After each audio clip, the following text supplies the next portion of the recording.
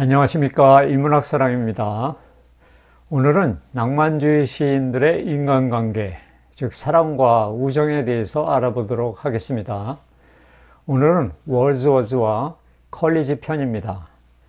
월즈워즈는 그의 여동생 도로시와 고향에서 어릴 적부터 알고 지냈던 그의 아내 메리 허친슨, 그리고 그의 친구 사무엘 컬리지, 그리고 컬리지가 사랑했던 사라 허친슨과 평생을 함께 했습니다.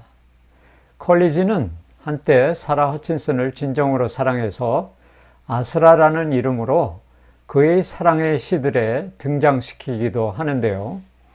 그의 여동생 도로시는 평생 결혼도 안 하고 언제나 오빠의 글쓰기와 글쓰기를 위한 여행에 동행한 인물이었습니다. 월드워즈는 일반적으로 자연 장면에 대한 그녀의 상세한 설명에 의존했고, 그녀의 일기에서 시작을 위한 아이디어와 어휘들을 자유롭게 빌리곤 했죠. 그 예로 월드워즈의 수선화라는 작품에 대해서 도로시가 그 영감을 제공한 흔적도 있습니다. 그 글은 이렇습니다. 나는 수선화가 이끼 낀 돌 사이에서 자라는 것을 본 적이 없습니다. 일부는 피로를 풀기 위한 베개처럼 이 돌 위에 머리를 얹고 나머지는 이리저리 흔들고 춤을 추고 마치 호수 위로 불어오는 바람과 함께 진정으로 웃는 것처럼 보였습니다. 이 글은 1802년 그레스미어 저널에 실린 도로시의 글인데요. 월드워즈의 수선화에 그대로 반영되었습니다. 월드워즈는 17세에 캠브리지 대학을 입학해서 21세 91년에 대학을 졸업합니다. 그도 당대 다른 시인들과 마찬가지로 글쓰기를 위한 여행을 많이 했습니다. 알프스 등반이라든지 제네바 호수 방문이라든지 레이크 디스트릭에서의 도보 여행이라든지 그리고 파리 등지도 여행했습니다. 1791년 런던에 머무르면서 프랑스 혁명을 지지했던 자유주의 급진파 인물들인 토마스 페인, 메리 울스톤크래프트, 윌리엄 고드윈과도 교류했습니다. 그는 프랑스 혁명이 일어나고 3년 뒤에 프랑스 사회의 자유사상이 어떤지 알아보기 위해 프랑스 여행길에도 오릅니다. 그러나 1791년은 프랑스는 1790년 혁명의 희망이 사라지고 자코뱅파의 공포정치로 인해 극좌파의 권력 투쟁으로 치닫던 시기였습니다. 그는 오를레앙에서 안네트 발롱을 만나고 사랑을 나누어 그녀가 임신을 해서 불화로 이사를 합니다. 거기서 혁명의 지지자 미셸 포피를 만나 프랑스의 역사와 혁명의 의미를 배우게 되죠. 그래서 월드워즈는 미셸 포피와 만남에 대해서는 그의 서시 9장에 기록하고 있어요. 그래서 월드워즈의 서시라고 하는 것은 월드워즈 자신의 자전적인 인생의 내용을 시 형식으로 지은 것인데요. 개인적 삶에 대한 세부적 사실을 알 수 있는 시입니다. 서시는 사실 그가 28세에 쓰기 시작해서 생전에 완성하지 못하고 그가 죽은 해인 1850년에야 출간이 된 것입니다.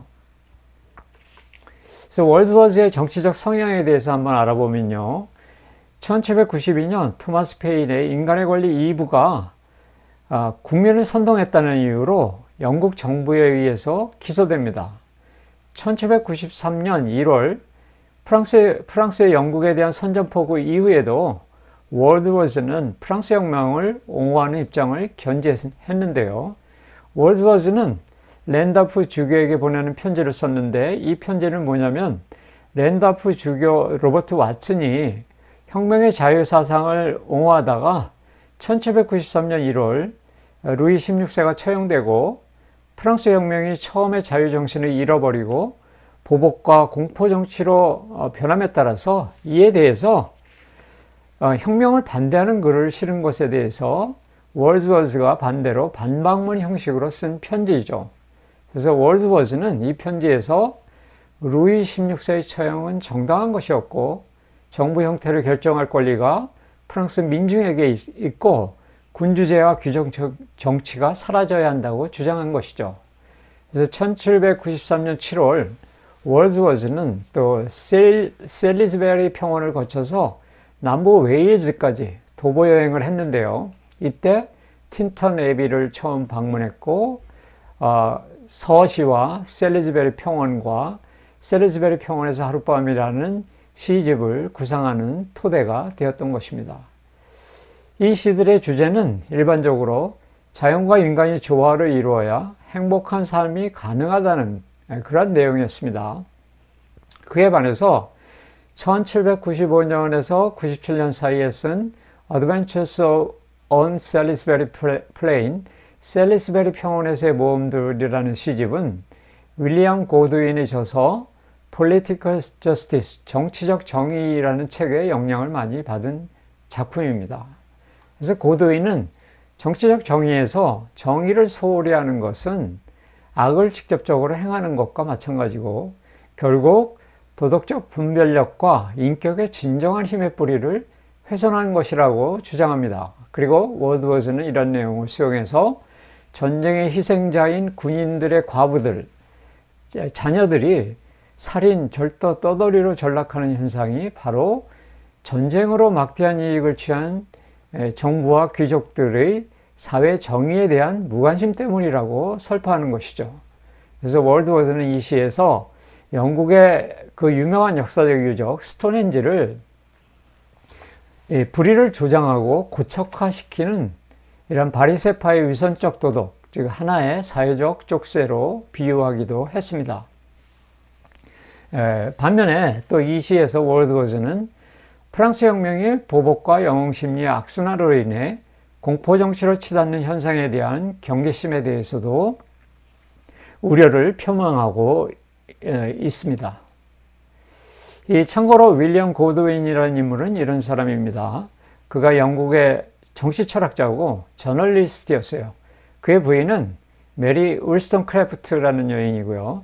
그 사이에서 태어난 딸이 바로 메리 셸리입니다. 메리 셸리는 PC 셸리와 결혼한 여자고요. 그 유명한 프랭켄슈타인이라는 소설을 쓴 작가죠. 그런데 메리 울스턴크래프트는 고드윈과 결혼한 후 1년 만에 병으로 사망합니다. 그리고 고드윈은 다음 해에 두 아이의 엄마였던 메리 제인 클레어몬과 결혼하고요. 그의 딸 클레어 클레어몬은 나중에 그 유명한 시인 바이런의 혼후의 아이를 갖게 되죠. 하여튼 바이런과 이 셸리 일가와 바이런과의 관계, 이거는 다음 강의 바이런과 셸리 편에서 다시 설명하도록 하겠습니다. 21세 월드워즈의 첫 번째 사랑 이야기입니다. 1791년 11월 그는 프랑스 오를레앙을 여행하던 중에 안네트 발롱이라는 여자를 만나서 사랑을 나누고 딸 앤 캐롤라인을 낳았습니다. 그는 12월 말에 런던으로 돌아와서 돈을 좀 마련해서 다시 프랑스로 돌아가려고 했죠. 그래서 두 권의 시집도 출판해서 팔려고 시도를 했지만 팔리지 않았고 1793년에는 프랑스 혁명 정부와 영국 간에 정치적 대립이 심화돼서 다시 프랑스로 돌아갈 수 없게 되었던 것입니다. 그 시기가 1793년 1월 루이 16세가 단두대에서 처형되고 바로 2월에 프랑스가 영국에 대해서 선전포고를 한 때죠. 그리고 영국은 이 일로 인해서 프랑스 혁명 정부를 부정하고 아주 보수적인 경향으로 변하기 시작했습니다. 1972년 5월 월드워즈가 친구인 윌리엄 매튜에게 보낸 편지에서 자기가 사제가 되고 싶다는 말을 했습니다. 그리고 실제로 윌리엄 쿡슨 목사에게 부목사직을 요청하고 쿡슨 목사는 이를 처음엔 수락했어요. 근데 발론과의 혼외 정사 사건에 대해서 알고 이를 취소한 적도 있습니다. 이처럼 월드워즈가 프랑스의 발론과의 관계에 대해서 윤리적 고민을 아주 많이 한 흔적을 발견할 수 있습니다. 또 월드워즈가 메리 허친슨과 결혼을 앞두고 있었을 때 1802년에 월드워즈는 프랑스로 가서 안네트 발론과 딸 캐롤라인을 만나서 한 달 동안 같이 지낸 후 영국으로 돌아온 적도 있고요. 그 다음에 결혼 후에 메리 허친스는 이 캐롤라인을 영국으로 데려와서 자기가 데리고 있던 네 자녀와 함께 키우기도 했습니다. 그리고 월드워즈와 메리 허친스는 1816년 캐롤라인이 결혼할 때 그녀에게 연간 30파운드를 지불하기로 약속했으며 그 수당은 1835년까지 이어졌다고 하네요.